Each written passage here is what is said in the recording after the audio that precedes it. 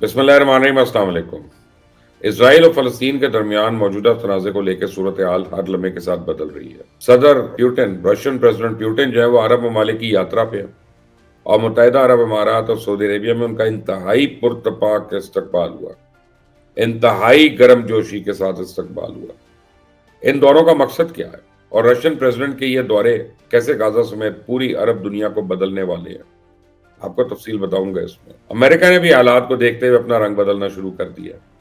امریکہ نے فلسطین کی صورتحال کو جواز بنا کے اسرائیلی شہریوں پہ سخت ترین پابندیاں عائد کر دی ہیں۔ تو فلسطین کی مزاحمتی تنظیم جو ہے اس نے زمینی آپریشن میں رونگٹے کھڑے کر دینے والی کارروائی کی ہے، جس کے بعد زمین پہ ہر طرف اسرائیلی فوجی اور ٹینک تباہ شدہ بکھرے پڑے ہیں۔ اسرائیل کو وارننگ دی گئی ہے کہ فلسطینی تنظیم کے پاس ان کے لیے ایک اور بڑا سرپرائز تیار ہے۔ اب یہ کیا سرپرائز ہے اور یہ کتنا خطرناک ہو سکتا ہے، آج کی اس ویڈیو میں آپ کو اس کی بھی تفصیل بتاؤں گا۔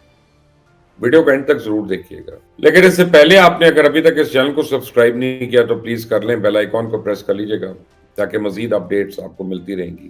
امریکہ نے فلسطین کی صورتحال کو جواز بنا کر اسرائیلی شہریوں پہ اب سخت ترین پابندیاں عائد کر دی ہیں۔ امریکن پریزیڈنٹ جو بائیڈن اور اینتھنی بلنکن نے بار بار اسرائیل کو خبردار کیا تھا کہ مغربی کنارے میں یہودی آباد کاروں کے فلسطینیوں پہ تشدد کو روکیں ورنہ سخت اقدامات ہوں گے۔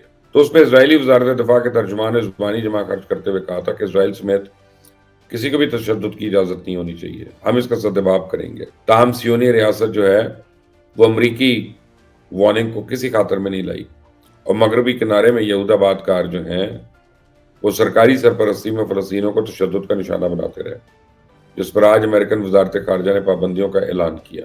امریکن وزارت خارجہ کی جانب سے جاری بیان میں کہا گیا ہے کہ مغربی کنارے میں فلسطینیوں پہ تشدد کے ذمہ دار یہودی آباد کاروں پہ ویزا کی پابندی عائد کر رہے ہیں اور مزید پابندیاں بھی لگ سکتی ہیں۔ امریکہ نے مغربی کنارے میں تشدد کے ذمہ دار یہود آباد کاریوں کے خلاف کچھ ضروری اقدامات کیے ہیں، جیسے انہیں انتظامی حراست میں رکھنا، لیکن یہ ناکافی ہے۔ امریکہ سمجھتا ہے کہ ان پہ مقدمہ چلایا جانا چاہیے تھا اور یہ اقدامات امریکہ کی طرف سے مسلمانوں کی حمایت کرنے کی ایک ناکام کوشش ہے کہ اگر امریکہ مظلوم فلسطینیوں کے ساتھ اتنا ہی مخلص ہے تو اسرائیل کو فوری طور پر اسلحے کی سپلائی بند کر دے، اسرائیل کے اوپر معاشی پابندیاں عائد کر دے، اسرائیل کی حمایت سے پیچھے ہٹ جائے۔ لیکن نہیں، اسے کہتے ہیں ہاتھی کے دانت کھانے کے اور دکھانے کے اور۔ یہ رسمی کارروائی ہے جس کا امریکہ اور امریکہ سے دوڑتے ہوئے مسلمان ممالک دونوں کو فائدہ نہیں ہے۔ بہرحال فلسطین کی مزاحمتی تنظیم جو اس نے زمینی آپریشن میں رونگٹے کھڑے کر دینے والی کارروائی کی ہے، جس پر اب ہر طرف اسرائیلی فوجی اور تباہ شدہ ٹینک آپ کو نظر آئیں گے۔ غزہ میں اسرائیلی جارحیت کا بھرپور جواب دیتے ہوئے حماس کے القسام بریگیڈ نے خان یونس میں اسرائیلی فوجی اور ٹینکس پر راکٹ برتائے۔ اس کے نتیجے میں 10 اسرائیلی فوجی ہلاک ہو گئے جبکہ 24 اسرائیلی ٹینکس بھی تباہ ہو گئے۔ اس کے علاوہ سنائپرز کی فائرنگ سے 8 اسرائیلی بھی زخمی ہو گئے۔ تو خان یونس میں اسرائیلی فوجیوں کے زیر قبضہ عمارت کو بارودی مواد سے تباہ کر دیا گیا۔ تل اویو اور اسکلان میں بھی راکٹ حملے کیے گئے ہیں۔ اسرائیلی فوج نے بھی تصدیق کر دی ہے کہ فلسطینی تنظیم کے حملوں میں 2 میجر سمیت 5 فوجی ہلاک ہوئے ہیں۔ تو اگر زمینی کارروائی کی بات کی جائے تو اس کے اندر اسرائیلی فوج کو سوائے ناکامی اور نقصان کے کچھ بھی حاصل نہیں ہوگا اور یہ صورتحال دن بدن سخت سے سخت تر ہوتی جا رہی ہے۔ فلسطینی تنظیم کی کارروائیاں نہ صرف دن بدن بڑھتی چلی جائیں گی بلکہ اسرائیلی فوج اپنے دفاع میں بھی آپ کو ناکام نظر آ رہی ہے۔ اب دوسری جانب اسرائیل لیبنان سرحد پہ اسرائیلی فوج اور حزب اللہ کے درمیان جھڑپیں جاری ہیں۔ اس میں حزب اللہ نے ایک اسرائیلی فوجی ہلاک اور ایک زخمی کرنے کا دعویٰ کیا جبکہ اسرائیلی حملوں میں ایک لبنانی فوجی بھی شہید ہوا ہے۔ تو اسرائیلی ترجمان کے مطابق اسرائیل غزہ میں اپنی جنگ کے نئے مرحلے میں داخل ہو رہا ہے جہاں وہ جنگ کو عسکری لحاظ سے مشکل تصور کر رہا ہے۔ تاہم اسرائیل حماس کو ختم کرنے اس مقصد میں شہریوں کو پہنچنے والے نقصان کو کم کرنے کے حوالے سے بھی یہ کوشش کر رہا ہے۔ جہاد اسلامی نے بھی اسرائیل کو وارننگ دی ہے کہ فلسطینی تنظیموں کے پاس ان کے لیے ایک بڑا سرپرائز تیار ہے۔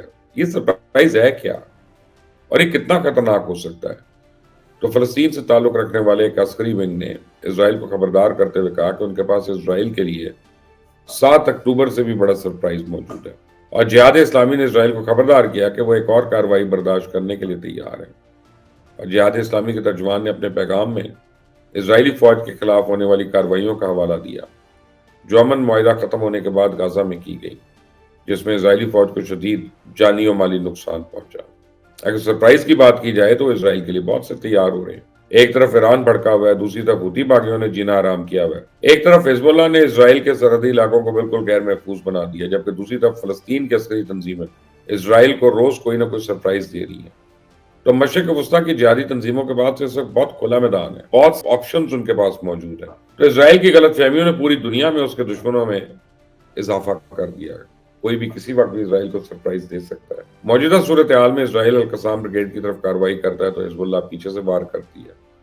حزب اللہ کی طرف ہوتا ہے تو ہوتی باغی کھڑے ہو جاتے ہیں. امریکہ کے اوپر بھی زیادہ انحصار اس کے حق میں نہیں ہے، کیونکہ امریکہ کو اس وقت اپنے لالے پڑے ہوئے ہیں.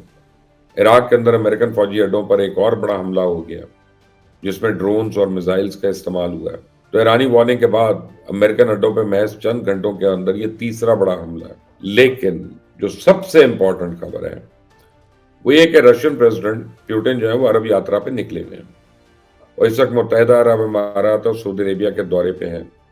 ان کا انتہائی گرم جوشی سے استقبال کیا. کل رات کو میں نے اس میں بڑی تفصیل سے ویڈیو کی تھی.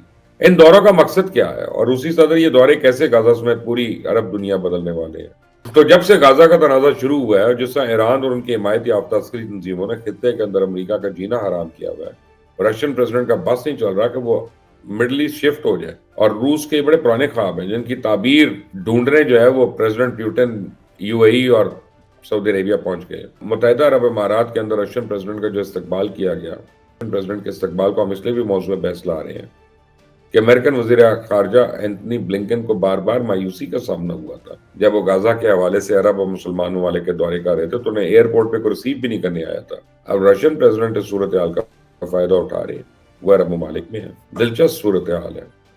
اگر آپ ذرا غور کریں کہ سعودی عربیہ متحدہ عرب امارات وہ دو مسلم ممالک تھے جن کے ساتھ ایران کے شاید شدید کشیدہ تعلقات اور ایران روس کا سب سے بڑا اتحادی، تو ابنائے ہرمز اور خلیج کے کچھ علاقوں کو لے کے UAE اور ایران کے درمیان تعلقات اتنے کشیدہ تھے کہ دونوں کے درمیان بس صرف جنگ نہیں ہوئی تھی، باقی سب کچھ ہو گیا تھا. لہٰذا رشین پریزیڈنٹ کا موجودہ دورہ ماضی کی کشیدگیوں کو ختم کرنے اور خلیج کے علاقے میں کشیدگی کو کم کرنے میں خاصا مددگار ہو سکتا ہے. رشیا عسکری لحاظ سے تو امریکہ کا مقابلہ کر سکتا ہے اور رشین فوج نے بہت سے محاذوں کے اوپر اپنی برتری کو ثابت بھی کیا، لیکن معاشی اعتبار سے رشیا امریکہ سے بہت پیچھے ہے. امریکہ کا معاشی نظام بہت مضبوط اور وسیع ہے جسے پوری دنیا کی معیشت کو اپنے کنٹرول میں لیا ہوا ہے. ڈالر کو استعمال کر کے یہ مقاصد حاصل کیے جا سکتے. تاہم رشیا کو امریکہ کا مقابلہ کرنے کے لیے اپنے آپ کو معاشی طور پہ تو مزید مضبوط بنانا ہے، جس کے حصول کے لیے عرب ممالک جو کہ تیل، گیس اور معدنیات کی دولت سے مالا مال ہیں تجارتی لحاظ سے لیے رشیا کے لیے بہت کارآمد ثابت ہو سکتے ہیں.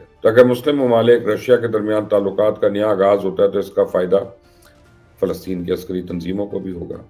لیکن آپ کو میں ایک بڑی امپورٹنٹ بات دینے لگا ہوں.